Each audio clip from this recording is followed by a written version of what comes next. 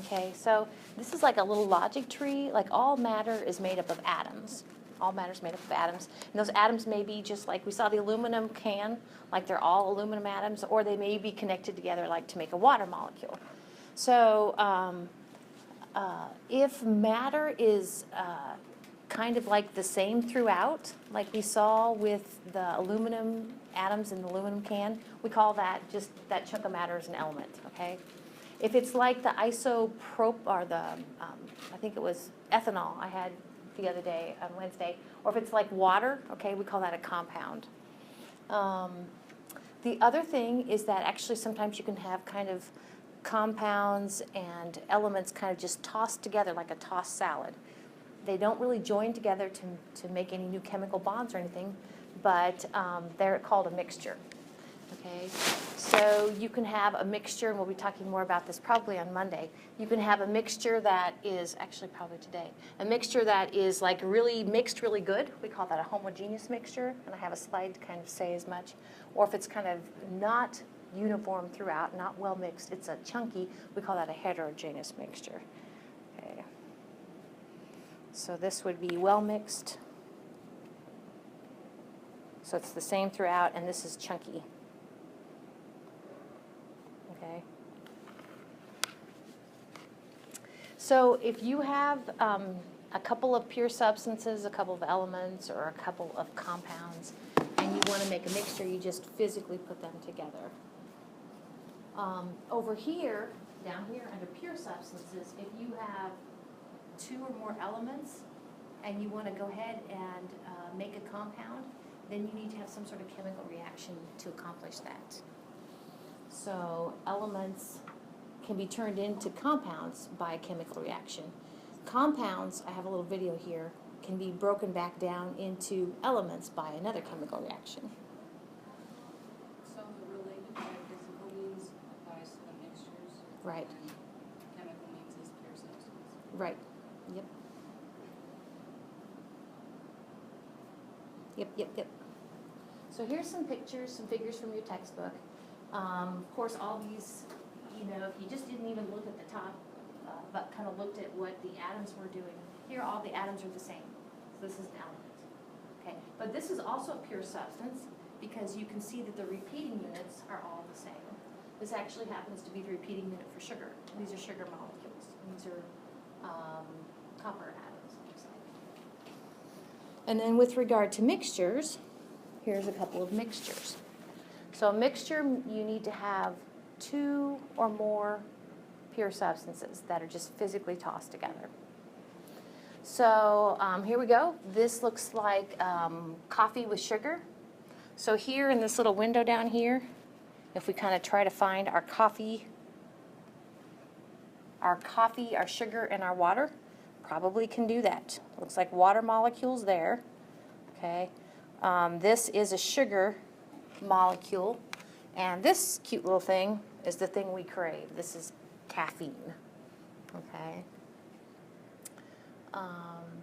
So when we say a homogeneous mixture, okay, can you see where it's well mixed? And you can't really see it's well mixed here, but you can probably see it's well mixed there. There's no sludge. You know, basically I could get a random sample in there, and kind of, it's like a sample, what we call a thief, and I'd have kind of a similar composition, whatever I pulled out. So if we compare that to the next one, which is also a mixture. Okay, here basically we have oil and water. They don't mix. Okay, they don't mix because of their, what we say, their polarities. Okay, so this is oil, and this is water. Okay, so if we look at the whole glass, we'd say it's a mixture, because we got two things in it. But it's chunky, or it's not the same throughout, so it's a heterogeneous mixture. So diving into an element just a little bit more. Like if you have copper atoms, or if you have aluminum atoms, I think we talked the other day where kind of the structure of an atom, we'll definitely kind of look more at this, but the structure of an atom is pretty cool. It has a center we call the nucleus. This is an atom. And in the nucleus are our protons. So I'll put a P with a plus, and we also have neutrons hiding in there. And then outside, I think you guys told me we have those blue things are, what are those blue things? Yeah, those blue things are electrons. Very good. So the thing that this is saying is an atom, just in and of itself, you can't like hit it with any sort of normal energy and break it down any further. You can hit it with extraordinary energy and you can split the atom, but you better be prepared for the energy that's going to be released when you split the atom. Okay, so splitting the atom would involve what we call a nuclear reaction. So if I were to basically zap this somehow or make the conditions where it did split, okay, the nucleus would split and we get two different atoms after that. Okay, nuclear, we would call that fission. So aside from fission, basically you can hit an atom as much as you want to and it's going to stay an atom. The nucleus is going to stay intact, which is a good thing. So again, this is, each little box here represents a different element. Now this particular periodic table, all periodic tables have some similarities. The elements are laid out the same way. And we'll talk about why they're laid out, how they are. But can you already see the numbers increase? Like here we have 1, here we have 2, okay, and then we have 3, 4, 5, 6, 7, 8, 9, 10, and then it starts over here. So it kind of wraps back around 10 through 18, and then we go to 19, okay?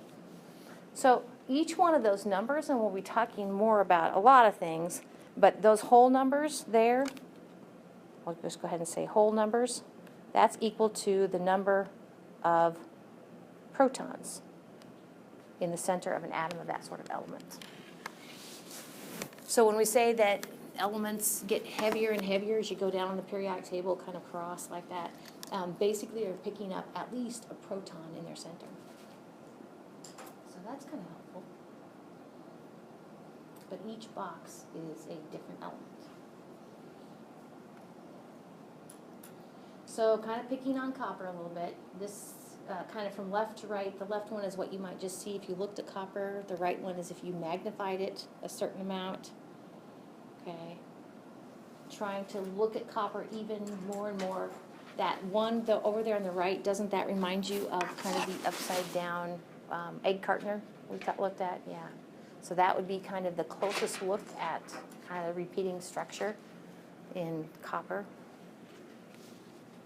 This down here, I'm not necessarily going to animate it because it really doesn't do much.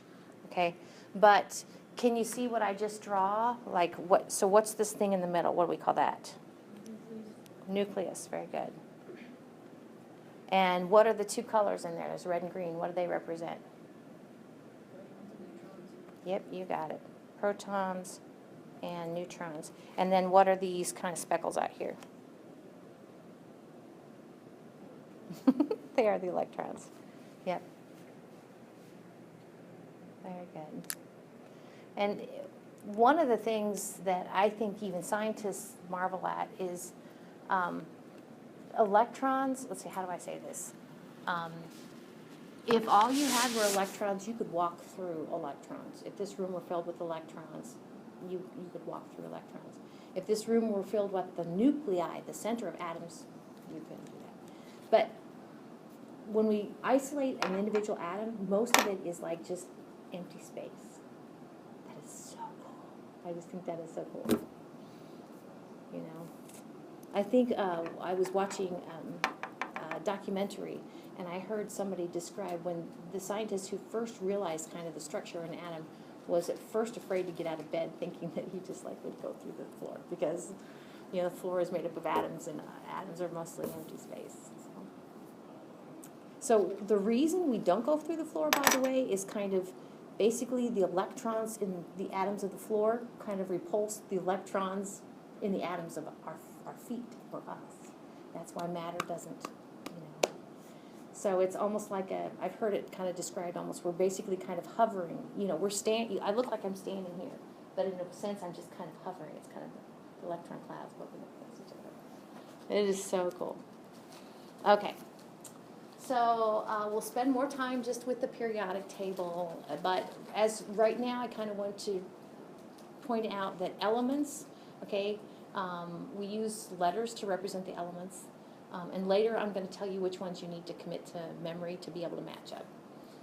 But some have one letter, like carbon is one letter, copper is two letters, C and Cu. So what you notice with copper that it's two letters, but the first letter is always capitalized and the second letter is lowercase. A good example of why you'd want to kind of make sure that you follow that rule, if we pick on the third element listed up here, okay, is also two letters, cobalt. So since it's two letters, we do an uppercase C and a lowercase O. If we contrast that with carbon monoxide, okay, carbon monoxide has one carbon atom and one oxygen atom. Okay, if we were going to do describe the molecule carbon monoxide, we would do a capital C and a capital O. Okay, and so if you're getting in a hurry, that's different than cobalt. Let's see. Okay.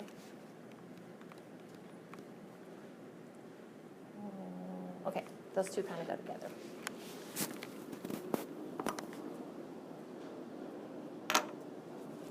And like I was saying the other day, I'll kind of try to find what I think is a good article explaining the new elements that have been discovered. But Why is potassium a K? I think it goes back to Latin roots. Sure. I've always wondered that. Why is potassium a K? And it took me the longest. Potassium is the symbol for potassium is K. And iron is Fe. Yep. Yeah, it is weird. Gold and silver always mess me up too. Yeah, silver and gold. I'm like, ah! Yes, silver is AG. Yeah, they don't. The thing about potassium, I like it because it's like cereal, special K. I think that's because of potassium. So, good questions. So in this balloon, we have helium atoms running around. And I kind of like this because this goes back to one of the things we talked about Wednesday, which is that if stuff is a gas, like helium is a gas here, you guys told me it just has a lot of motion. And it has a lot of motion. And actually that gas is inflating the balloon by bouncing against the sides of the balloon, which is so cool. You have a book with all the elements in it? Yeah, it's like a list of all the elements in those pictures. We'll have to drag it out. I can show that to you. Yeah, I'd be curious to see it. Yeah. Elements are great. Elements are great. So some elements, and there are 7 of them, and I kind of like to imagine that if we were like in outer space, do these 7 elements do this? Or if we were on a different planet, do these 7 elements do this? And maybe not. But under normal atmospheric conditions, 7 elements like to stick together. So for instance, hydrogen, okay, what's the symbol for hydrogen? The letter H, yep. So hydrogen, actually, if I just put the symbol there to represent a hydrogen atom, hydrogen never wants to be alone. Okay, you're always going to see hydrogen with another hydrogen. And this little thing I've drawn between these 2 hydrogen atoms, that actually is a chemical bond. Okay. So hydrogen, we're going to see it like this. Okay, if hydrogen is going to react with something, we're going to say, hey, I know hydrogen is what we call a diatomic element. We're going to put the subscript 2 there. Okay, so there are 7, and they're all gases. All gases that do that. There's only when hydrogen is by itself, right? What's that? There's only when hydrogen is like by itself. I know like Right. OH, you never see OH with the Right. It's just in its, what we say, pure form. Yep. So here are the 7 elements. I'm going to show you where they are in the periodic table in a minute. But that little subscript 2, yeah, if hydrogen is just by itself, it's in its most stable state. You can make it just be by itself, but it takes a little bit of energy to do that. Nitrogen, oxygen, fluorine, chlorine, bromine, and iodine. Oops. So I guess I didn't. I'll put down at the bottom, when I learned these 7, how I learned the 7 was like the German name Hofbraunickel. I don't even know if that is a real German name. But if you think of that name, you could actually pick up all 7. So it looks like this. Hof, Hof, Br, so Br, nickel, NiCl. So Hofbraunickel. So if I go ahead and kind of finish that thought, I could put little 2's down here. So it's H2, O2, F2, Br2, N2, I2, and Cl2. Hofbraunickel. It's been like, I don't know, I guess maybe a couple years ago I actually ran across a card that had this little mnemonic device on it that I got back in, oh my gosh, so I graduated in 84. I probably got it like in 1985. You know when you run across those things, you're like... They taught us that in middle school. Did they? When we took chemistry, when we covered chemistry in 8th grade. Like this mnemonic device? Mm-hmm. That's how I Oh, always remember the diatomic element. yay. So it's not so old, but 85 is a long time. So here are the 7 elements that buddy up. And it's kind of interesting to me, I think, that actually several of them are kind of lined up here. So we have fluorine, chlorine, bromine, and iodine are all kind of right there. We have oxygen and nitrogen here. And then we have Mr. Hydrogen over here. All right, so elements, you can either look, just by looking, to me, you know, we're going to talk about how do you kind of know if something is a pure substance. And to me, just looking at those pictures, I would not know that they're a pure substance. Okay? But if somebody told me it was mercury, I'd be like, all right, mercury is an element, okay? So it's a pure substance, specifically it's an element. All right. So compounds are when to make a compound, you have to at least have 2 different types of atoms. So for that reason, do you guys buy this, that those diatomic elements are not compounds, okay? Because they're the same element. So compounds have these repeating units, and I'll kind of tell you why we have 2 different names for the repeating unit of a compound, because there's 2 broad types of compounds. They can be either molecular or formula unit. Now, if you have a compound, you can actually take some sort of energy and whap it and break it back down into its atoms, different atoms. You can take a compound, break it back down into its elements by just ordinary means. No nuclear fission is required.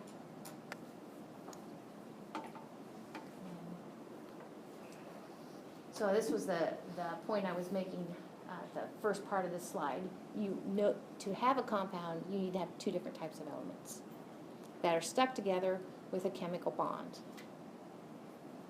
The other thing is not only are those atoms of different types of elements stuck together with a chemical bond, but it needs to be in what we call definite proportions. That just means it's always the same repeating unit.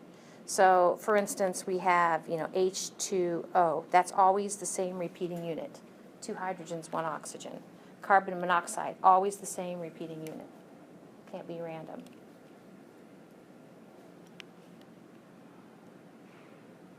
All right. So we use formulas. One of the things I like about chemistry is it is at times it's very succinct. So I like instead of saying this molecule has 2 hydrogens, 1 oxygen, you just say H2O, you know.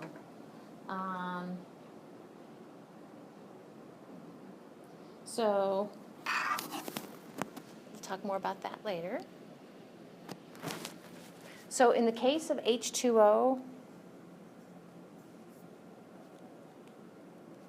how many oxygens are there? Just 1, yeah. So that's kind of the point of this slide, is that if there is no little subscript, then it's implied just 1 of those.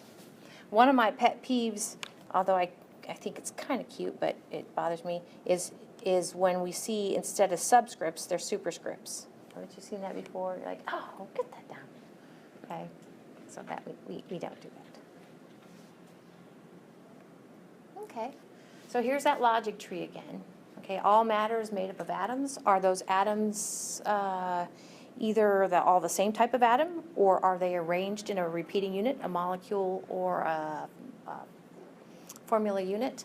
Or do we have some sort of physically combined pure substances to make a mixture? Okay, and is it the same throughout, homogeneous, or is it chunky, heterogeneous? So I have a few slides to kind of talk about if you have a compound. Remember, compounds are 2 or more elements that are chemically combined. You can break those chemical bonds, okay?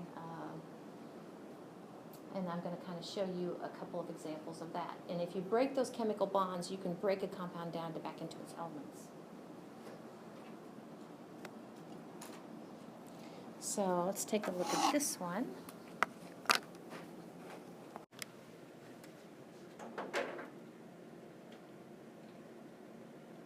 Okay, this one, actually I have a little video for this one too. Let's check out what the video says first. So just like the animation was saying, can you kind of see the gases at the top there of the chambers?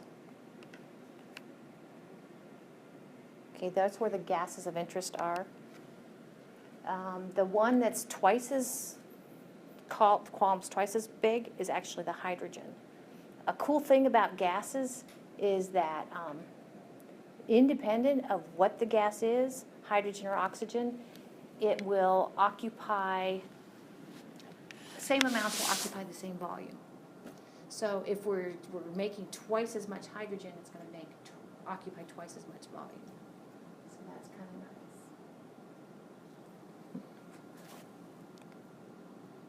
of nice. All right. So why do we say that the repeating unit of a compound is either a molecule or a formula unit? This actually is kind of getting to the reason for that. Let's see if we have a marker that marks. So on our logic tree of matter, under pure substances, we had a compound or an element. Actually, under compound, there actually are 2 options. There are molecular compounds. I'll put CPD for compounds, and then there are ionic compounds. Now, before I erase this, what I'll do is actually take a quick snapshot of this with my iPad and push it out under push it out under Twitter. I'll post it. Okay. So what these molecular and ionic compounds both have in common is that we use formulas to represent which atoms are involved, which atoms are stuck together. An example of a molecular compound, I'll go ahead and tell you, is H2O is a molecular compound. An example of an ionic compound is, I'll go ahead and pick on, I think we had CaSO4. That's an example of an ionic compound. I think that might have been earlier in a different table. This is calcium sulfate. So what this is saying, and we'll talk more about, I don't think I can really really kind of describe how, if you look at a formula, how to know if it's a molecular compound or an ion compound. But what was I going to say? Oh, the repeating unit of a molecular compound we call a molecule. And And the repeating units of an ionic compound, we call it formula unit.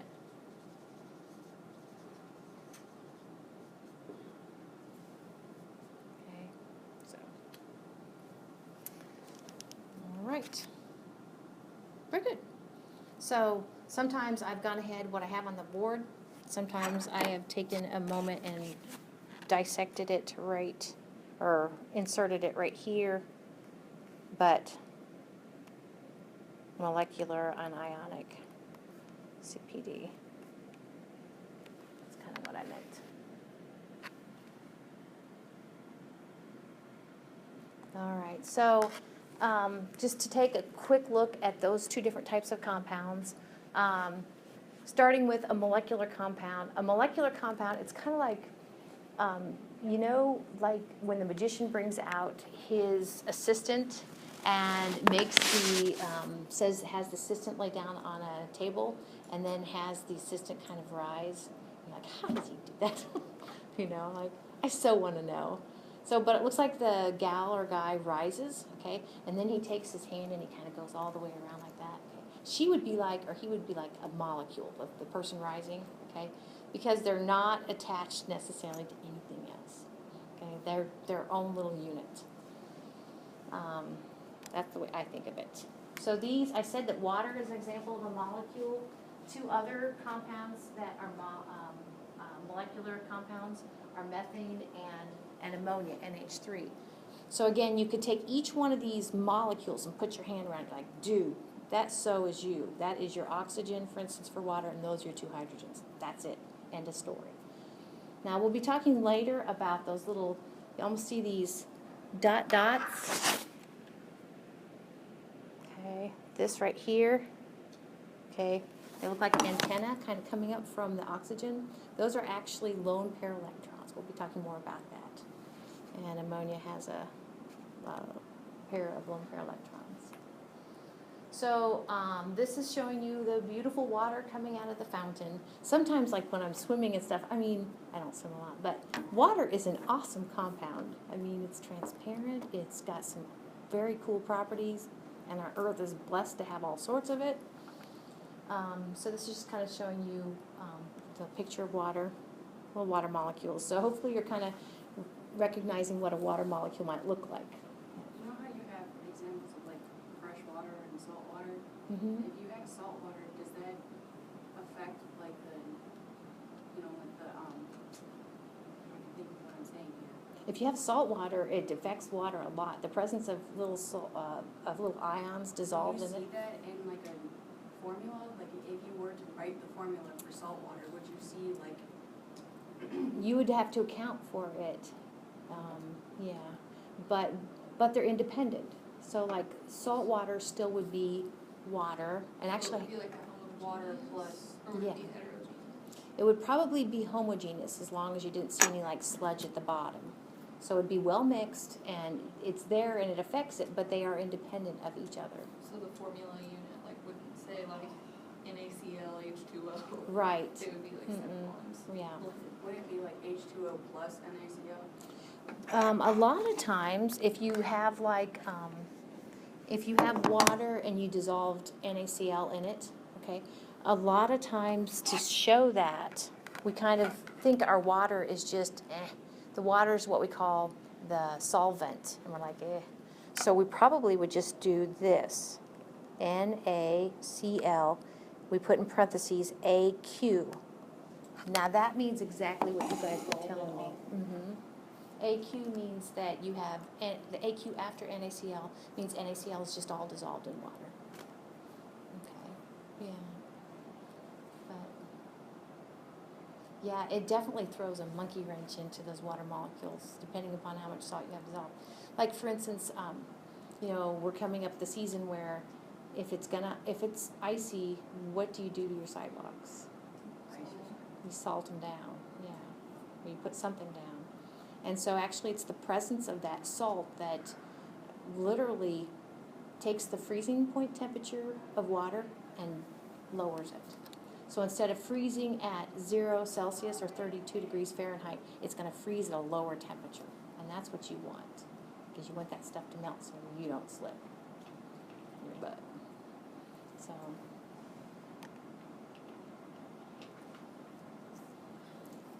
So those were, water's an example of a molecular compound. So ionic compounds would be different then. So an ionic compound, if you're a magician trying to suspend your assistant, an ionic compound, you would put your hand around it and you'd be like you'd run into something. You can't do that. Okay, that's kind of how I think of it. Because ionic compounds end up being kind of arranged in what we call structures called crystal and lattice structures. Ionic compounds are kind of, basically they're a community. So let's see what these do for us. Let's say for sure. Oops, that isn't what I wanted. Okay. So this is just kind of a closer look at sodium chloride. You kind of saw the kind of electron transfer. So the thing that got the electron was the chlorine. So when I said which one's the chlorine, it's always going to be the bigger one because it picks up the electron. And so that would be green here, and the purples would be the sodiums. So I'm not necessarily going to belabor this. This slide kind of, again, says an ionic compound. An example is sodium chloride, kind of what it looks like. Okay, so these will be due on Monday. Okay? Any questions? Very good. Well, have a good weekend, a safe weekend.